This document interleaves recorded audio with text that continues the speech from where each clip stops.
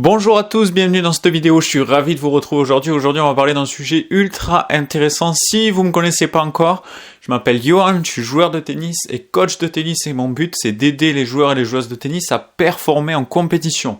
Pour moi, on manque énormément de suivi, d'accompagnement, de savoir comment gérer un match officiel, comment gérer une compétition. Donc voilà, tout le but de ma chaîne YouTube, ça va être tourné dans ce sens-là. Donc si vous voulez suivre toutes les vidéos, recevoir toutes les vidéos, pensez à vous abonner, à activer la cloche. Et on commence tout de suite avec la première vidéo qui va être pourquoi je joue moins bien en match qu'à l'entraînement. Alors c'est un sujet vraiment classique que j'ai pris pour commencer. Mais c'est très intéressant et pour ça je vais comparer le tennis en fait au paintball. Alors je sais pas si tu as déjà joué au paintball. Le paintball c'est quelque chose qui fait mal. On s'en rend pas compte quand on y va au début, on se dit un petit peu bon ça va être génial, on va passer un super moment. Et quand tu as pris une balle, tu te rends compte que bon certes ça va être fun, mais il va falloir commencer aussi à mettre des trucs en place.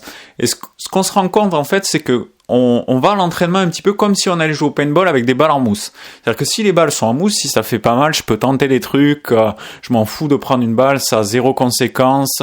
Voilà, je suis là pour le fun, pour passer un bon moment, je peux tenter des trucs, etc.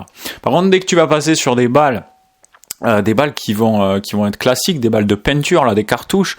Quand t'en as pris une, tu sais que ça fait ultra mal, tu sais que t'as pas envie d'avoir des bleus pendant une semaine. Donc là, tu vas commencer déjà un petit peu plus à réfléchir, avoir un objectif qui va être justement de prendre moins de balles et d'en tirer plus chez les autres. Quelque chose de très classique, mais c'est ça, tu vas avoir un plan tactique, tu vas parler avec tes coéquipiers, dire voilà comment on s'organise, etc. Tu vas avoir des facteurs émotionnels qui vont rentrer en jeu parce que tu sais que ça fait mal de prendre une balle, donc tu vas peut-être avoir de la peur, tu vas peut-être avoir du stress, peut-être avoir de la colère, voilà, plein de choses qui vont rentrer en jeu que si c'était des balles en mousse, en fait, tout ça n'est pas présent. Et en fait, ce qu'on fait au tennis, c'est un petit peu qu'on va à l'entraînement comme si on allait au paintball avec des balles en mousse. C'est-à-dire qu'on y va, le prof nous propose des exercices. Voilà, si on les réussit, c'est bien. Si on les réussit pas, c'est pas grave. Voilà, si on a passé un entraînement de merde, voilà, on s'en veut un petit peu, mais on se dit la prochaine fois, j'espère que j'aurai d'autres sensations. On laisse ça un petit peu au fruit du hasard. Et surtout, on met aucun facteur. Il y a aucun facteur qui sont présents en match que l'on met en place à l'entraînement. C'est-à-dire qu'en match, en compétition, comme au paintball, vous allez avoir un objectif. L'objectif, ça va être de gagner. Vous n'avez pas totalement le contrôle, mais vous pouvez quand même mettre un tas de trucs en place pour gagner.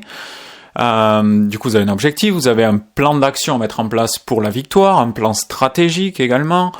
Il y a des facteurs extérieurs qui vont venir se mettre en jeu. Il peut y avoir du stress par rapport à gagner, perdre. Il peut y avoir la présence de spectateurs, de votre petit ami, de vos parents, je sais pas, qui peuvent aussi mettre un enjeu différent, le classement de votre adversaire. Bref, il y a plein de facteurs qui ne sont pas présents à l'entraînement qui viennent en match. Alors ça, c'est ce qui va faire que pourquoi vous jouez pas pareil en fait en match et à l'entraînement, c'est qu'il y a plein de facteurs qui sont différents. Et ça, on les gère plus ou moins naturellement, il y en a qui ont plus ou moins de capacité avec ça, mais ce qui est important de savoir, c'est qu'il existe des outils, des méthodes, des techniques, vous appelez ça comme vous voulez, qui vont permettre de faire évoluer ça et qui vont permettre de pouvoir avoir tous le même niveau, voire avoir des niveaux supérieurs par rapport à la gestion de tout ça. Donc ce qui se passe en fait, c'est que tous ces facteurs-là, il va falloir les mettre en place à l'entraînement. Tous ces facteurs de stress, ces facteurs stratégiques, et ça passe par la première chose, c'est quelque chose de simple, j'ai rien révolutionné, mais ça va être l'état d'esprit dans lequel je vais à l'entraînement. Si vous allez à l'entraînement avec un état d'esprit de compétition, vous allez mettre en place tous ces facteurs à l'entraînement. C'est-à-dire que si vous êtes là pour gagner l'exercice, il va peut-être y avoir un petit peu de stress, va peut-être avoir des choix stratégiques que si vous en foutez, vous allez balancer des balles, si c'est dedans, c'est bien, sinon non.